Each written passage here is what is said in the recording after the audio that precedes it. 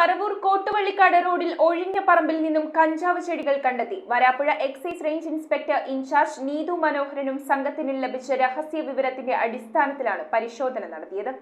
പറവൂർ താലൂക്കിലെ കോട്ടുവള്ളിക്കാട് റോഡിൽ അജിത് കുമാറിന്റെ ഉടമസ്ഥതയിലുള്ള കെട്ടിടത്തിന് സമീപം ഒഴിഞ്ഞ പറമ്പിൽ നിന്നാണ് 75 സെന്റിമീറ്റർ നീളവും 58 സെന്റിമീറ്റർ നീളമുള്ളതുമായ കഞ്ചാവ് ചെടികൾ കണ്ടെത്തിയത്.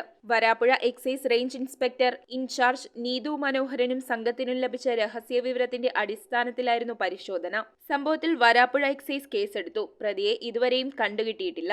എക്സൈസ് ഇൻസ്പെക്ടർ നീതു മനോഹരനും അസിസ്റ്റന്റ് ഇൻസ്പെക്ടർ ഗ്രേഡുമാരായ KH Anilkumar, NC Sajeev, preventive officer grade Aneesh Joseph, PP Ashley എന്നിവർ ഉൾപ്പെട്ട സംഘമാണ് കഞ്ചാവ് ചെടികൾ കണ്ടെത്തിയത്. News bureau, Paravur. അരനൂറ്റാണ്ടിന്റെ വിശ്വസ്ത സേവന പാരമ്പര്യവുമായി പറവൂരിലെ ആദ്യത്തെ ഒപ്റ്റിക്കൽ ഷോറൂം. വൈവിധ്യമാർന്ന ഫ്രെയിമുകളുടെ 5000-ൽ പരം മോഡലുകൾ, റേബാൻ, കൊഡാക് തുടങ്ങിയ പ്രമുഖ ബ്രാൻഡുകളുടെ ഡീലർ. മംഗലത്ത് ഒപ്റ്റിക്കൽ ഹൗസ്. ശരിയായ വിലക്കുറവ് തിരിച്ചറിയൂ, അനുഭവം അതാണ് സത്യം.